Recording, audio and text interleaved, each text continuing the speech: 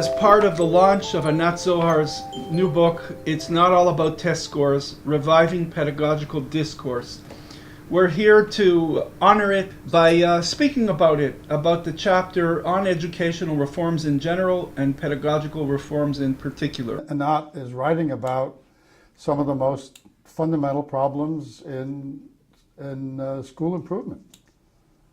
It's a very sophisticated treatment of the issues. Do you believe that it's possible to affect teachers of a whole system? In no large-scale change efforts have school systems in the U.S. or Israel or anywhere else that we know of have there been coordinated systemic efforts to influence teaching. Teachers control teaching. School systems can influence that, but teachers are the people who do it. The sort of thing that has been done on a small scale but has never been done on a large scale has been to create systems of school improvement. These are organizations that mobilize many of the influences on teaching that you discuss in the chapter. Teachers' education, teachers' working conditions, curriculum, assessment, monitoring quality, and leadership of teaching. In the U.S., when such systems of school improvement have been created, they have had very considerable effects on teaching and on learning. One of these organizations, Success for All, now works with about 1,200 high-poverty elementary schools. And our study shows that they quite dramatically improved learning and changed teaching in almost all of those schools. One of the features of the two successful systems that we studied is that they made practice public. Teaching was no longer the teacher's private property. It became a concern for the entire school. A new staff position was created, a chief instructional officer whose terms of reference were exclusively focused on observing and improving teaching. On page 21, Anat quotes Solomon's critique of reforms that do not, quote-unquote, update educational goals in light of the recent considerable changes all over the world, changes that a proper educational reform cannot afford to ignore. Given your proposal to adopt a broader historical perspective when you design reforms in education, how do you respond to this claim, which is very popular in Israel? You know, they always want to keep up with the changes in the global economy and the advances in technology, and it's as if all of education has been dictated by those goals. If one expects a state system like the Israeli or the U.S. system to respond to really dramatic changes in how we understand learning, to dramatic changes in technology, then the only way to do a good job of it is to create these supplementary organizations around the system that can help the system do a job it was not ever designed to do. Expecting the system to respond to these things is, I think, it's completely unrealistic. Our new Minister of Education now says that he would like to reduce the number of mandatory matriculation exams, which is kind of like a regulatory change and not really a pedagogical change. So what I'm wondering is, based on your experience and knowledge with large-scale pedagogical reforms, what kind of advice would you give him regarding such a change process? Well, you know, I think quite well, Anat, what the consequences of such deregulation would be in schools that are favored with good teachers and with students who are intellectually aggressive. There would be few or no damaging consequences of such deregulation. But in many, many schools that are not favored with so many good teachers and enroll students who bring various economic and social disadvantages to schools, the effects of that deregulation would be probably to degrade performance rather than to improve it. If I were talking to this minister, I would say, if you want deregulation of this sort to work, the most important thing to do before you deregulate is to create the capabilities in schools that would enable the schools to take advantage of the deregulation. That would be a major job. As I was saying earlier, it is unlikely that in many schools, the schools could bootstrap that themselves. They would need sustained, intensive external help. So absent that help, the consequence of deregulation would be to increase variability in learning and teaching and to increase inequality. There is talk now in the country of trying to set up what Anat calls an apolitical state body that would be charged with outlining long-range educational policy whose implementation will be immune from successive political changes. Do you know of any examples of such a body and what has been learned from the experience with them? Do they really manage to be apolitical?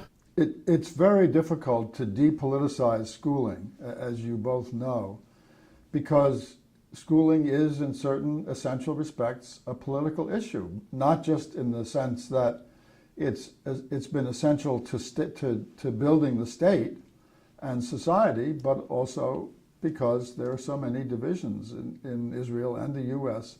about teaching and learning. There are some examples of the sorts of organizations that you mentioned, none that I know of in education, but the National Science Foundation, which was created in the U.S. a few years after the end of World War II, has been a very powerful force in setting science policy and in funding scientific research. The National Institutes of Health also have been quite independent of political pressure. In education in the U.S. and Israel, the only examples I can think of that might qualify are independent testing agencies. One that I know was set up in Israel maybe, 5 or 6 years ago, and in the U.S., the National Assessment of Educational Progress. And the national assessment here has been pretty independent of politics, and it has had some effect on American understanding of the effects of schooling. I'd like Danielle to read a paragraph from the book, and then I'll follow it by a question. I'm reading from page 41-42. We must consider the following questions well in advance. What principle or principles of the project are most important to us, justifying the investment of special efforts to preserve them in the wide-scale implementation? Are these principles implementable on a broader scale? What obstacles may appear in the large-scale implementation that did not exist on the small-scale implementation, and how might we overcome them? What adaptations and changes should we make in order to facilitate the broader implementation of the principles that are most important to the project as whole? The question is the following. Do you know of any recent studies that actually began to investigate those questions in an evidence-based or in an empirical way? The studies that my colleagues and I did of these interventions in high-poverty elementary schools did investigate the sorts of things that you mentioned. The evidence that we collected was exhaustive. If you ask teachers a question once or twice a year about how you teach mathematics, you get garbage. But if you ask them every day how they taught two-digit multiplication or whatever, and you do that over virtually an entire school year, by the time you get 25 or 30 observations on a teacher, you have a valid and reliable estimate of how they teach. The better the teachers implemented the designs, the curriculum and pedagogical designs of these interventions, the more substantial were the gains in students' achievement. You mean even on standardized tests? Yes, using the very conventional tests that we all deplore. If you want to create systematic, sustained change in teaching and learning, you need to build systems that will support that work. Systems that work closely with schools but are not part of the established system, that are independent and that are singly and intensely focused on the work of school improvement. And those systems have to mobilize all of the things that you mentioned in the chapter in your systemic or ecological view of school improvement. This isn't easy. Changing practice isn't easy, and changing it in the directions of greater thoughtfulness and attention to students' thinking is especially difficult. It's much more risky for teachers. It requires them to develop the knowledge and skills to read their students' minds in a certain sense, that they need mathematical and literary empathy and the skills that enable them to be effective. And so they need lots of opportunities to learn, they need lots of support, and they need time. We're in the business here at Mandel of leadership education. What else would you say, David, might we draw from Anat's chapter for the way we think about training educational leadership? If one wishes to be an educational leader, one needs to understand the core business of schooling, which is teaching and learning.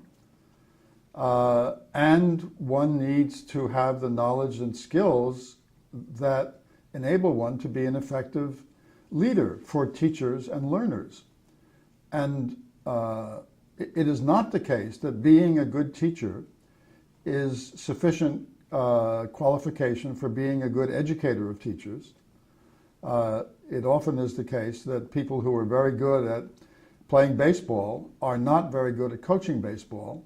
They can't unpack what they do so well to help other people learn it.